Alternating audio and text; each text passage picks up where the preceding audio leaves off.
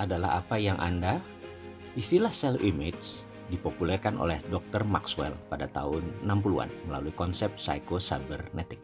Dr. Maxwell Maltz adalah menyoroti soal psikologi citra diri. Ia bukan seorang psikolog atau psikiater, melainkan seorang ahli bedah plastik kosmetik yang banyak menangani klien bedah plastik wajah.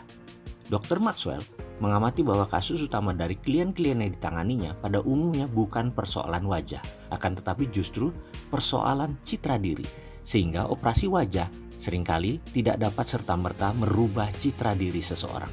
Untuk merubah citra diri dibutuhkan operasi psikologis. Secara sederhana, self-image dapat dimaknai sebagai cara kita memandang diri kita sendiri, atau siapakah kita sebenarnya menurut penilaian kita. Dan penilaian ini jauh di dalam pikiran bawah sadar. Bahkan kita hanya dapat merasakannya secara samar-samar atau bahkan tidak menyadari sama sekali.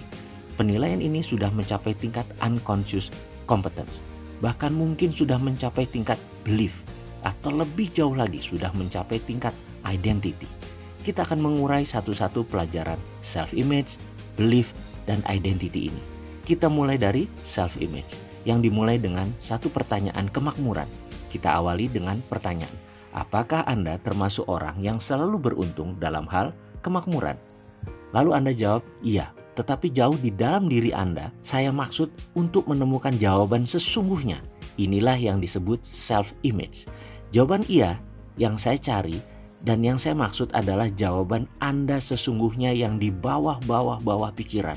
Bukan jawaban iya yang di logika semata. Sebagai catatan, self-image dianggap sebagai selubung yang melingkupi diri kita, di mana selubung itu akan mematahkan seluruh pikiran atau ide yang tidak sejalan. Sebaliknya, self-image akan meloloskan yang dianggap sejalan. Sekali lagi, ini bukan masalah benar salah dalam value kehidupan, tapi cocok atau tidak cocok dengan citra diri pilihan Anda tersebut.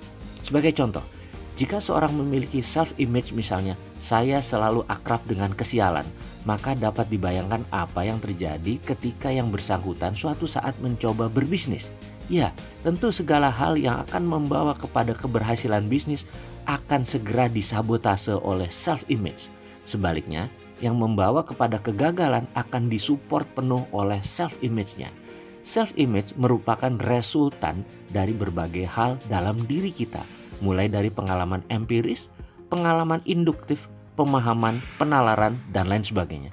Self-image adalah payung besar yang menaungi outcome, sehingga jelas bahwa tidak layak membicarakan outcome jika self-image masih berpotensi untuk melakukan self-sabotage. Video berikutnya adalah bagaimana kita membongkar cara agar self-sabotage, self-image kita yang menyabotase negatif, hilang.